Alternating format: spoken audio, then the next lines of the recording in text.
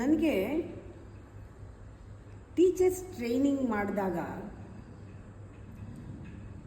ಇದು ನಾನು ಏನು ಕಲಿಸ್ತೀನಿ ಅನ್ನೋಕ್ಕಿಂತ ಆವತ್ತಿಂದ ಇವತ್ತುವರೆಗೂ ನಾನೇನು ಕಲಿಬಹುದು ಇದೇ ಇದೆ. ಇದು ಒಳ್ಳೆ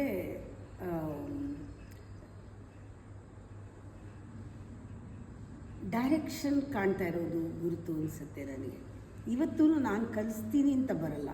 ಯಾರ ಜೊತೆನೂ ಮಾತಾಡಿದಾಗ ನಾನು ಎಷ್ಟು ಕಲ್ತ್ಕೊಂಡೆ, ಎಷ್ಟು ಕಲಿಬೇಕು, ನಾನು ಬೇರೆಯವ್ರಿಗೆ ಕಲ್ಸೋಕ್ಕಲ್ಲ ಇರೋದು, ನಾನು ಕಲಿಯೋಕ್ಕೆ ನಾನು ಬಂದಿರೋದು ಇಲ್ಲಿಗೆ.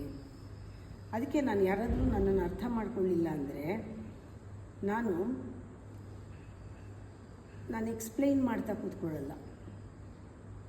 ಅವ್ರು ಡಿಸೈಡ್ ಮಾಡಿಬಿಟ್ಟಿದ್ದಾರೆ, ಅವ್ರು ಡಿಸಿಷನ್ ತೊಗೊಂಬಿಟ್ಟಿದ್ದಾರೆ ನನ್ನ ಅರ್ಥ ಮಾಡ್ಕೋಬಾರ್ದು ಅಂತ. ನಾನು ಎಕ್ಸ್ಪ್ಲೈನ್ ಮಾಡೋದು ನಿಲ್ಲಿಸ್ಬಿಡ್ತೀನಿ. ಏನು ವಿವರಣೆ ಕೊಡಲಿ ಅವ್ರಿಗೆ? ಅವ್ರು ರೆಡಿಯಾಗಿದ್ದಾರೆ ಅರ್ಥ ಮಾಡ್ಕೊಳ್ಳದೆ ಇರೋದನ್ನೇ ಅವ್ರು ಡಿಸೈಡ್ ಮಾಡಿದಾಗ. ಹಾಗೆ ತುಂಬ ಜನ ನಿನ್ನ ಅರ್ಥ ಮಾಡ್ಕೊಳ್ಳೋಕೆ ಇಷ್ಟಪಡಲ್ಲ.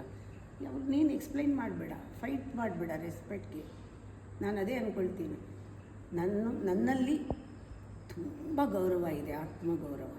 ಫ್ರೀಯಾಗಿ ಕೊಡ್ತೀನಿ ನಾನು ಎಲ್ಲರಿಗೂ, ಬೇಕಾದಷ್ಟಿದೆ. ನಾನು ಅದಕ್ಕಾಗಿ ಬೇರೆಯವ್ರ ಹತ್ರ ಹೊಡೆದಾಡಲ್ಲ. I respect each and every ಸೋಲ್.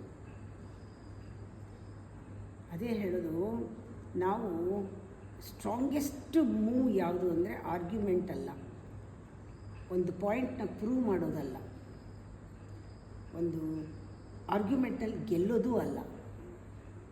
ಯಾವತ್ತೂ ಯೋಚನೆ ಮಾಡ್ತೀನಿ ನಾನು, ಟೆನ್ಷನ್ ಹೋಗುತ್ತಾ? ಆರ್ಗ್ಯೂ ಮಾಡಿದ್ರೆ ಹೋಗಲ್ಲ, ಟೆನ್ಷನ್ ಜಾಸ್ತಿ ಆಗುತ್ತೆ.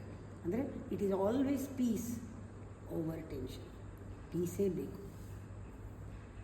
ಪ್ರತಿ ಸತಿ ಅಂಡರ್ಸ್ಟ್ಯಾಂಡಿಂಗ್ ಹೇಗಿರಬೇಕು ನಮ್ಮದಿದೆ. It is over worth. ಯಾವ ಕಡೆ ಗಮನ ಕೊಡಬೇಕು? ನನ್ನ ಪ್ರೆಸೆನ್ಸ್ ಕಡೆಗೆ. Not recognizing your presence is no longer valued, appreciated. ಬಿಟ್ಬಿಡು ಅದನ್ನು. ಅದಕ್ಕೆ ಹೇಳೋದು, ಸತ್ಯ ಮಾತಾಡು, ಪ್ರಿಟೆಂಡ್ ಮಾಡಬೇಡ ಸತ್ಯದ ಥರ. ಅದಕ್ಕೆ ಯಾವತ್ತೂ ಎಫರ್ಟ್ ಬೇಡಲ್ಲ. ಆಕ್ಸೆಪ್ಟ್ ಮಾಡೋದು, ದೂರ ನಿಂತ್ಕೊಂಡು ನೋಡೋದು, ಡಿಗ್ನಿಟಿಯಿಂದ. ಸೆಲ್ಫ್ ರೆಸ್ಪೆಕ್ಟ್ ಯಾವತ್ತೂ ಇರಬೇಕು. ಅದಕ್ಕೆ ಈ 3 ಪಾಲಿಸಿ ಮಾಡ್ಕೊಂಡಿದ್ದೀನಿ. Growth over attention, peace over clarity, clarity over confusion. ಇಷ್ಟೇ ನಾವು ನೋಡಬೇಕಾಗಿರೋದು.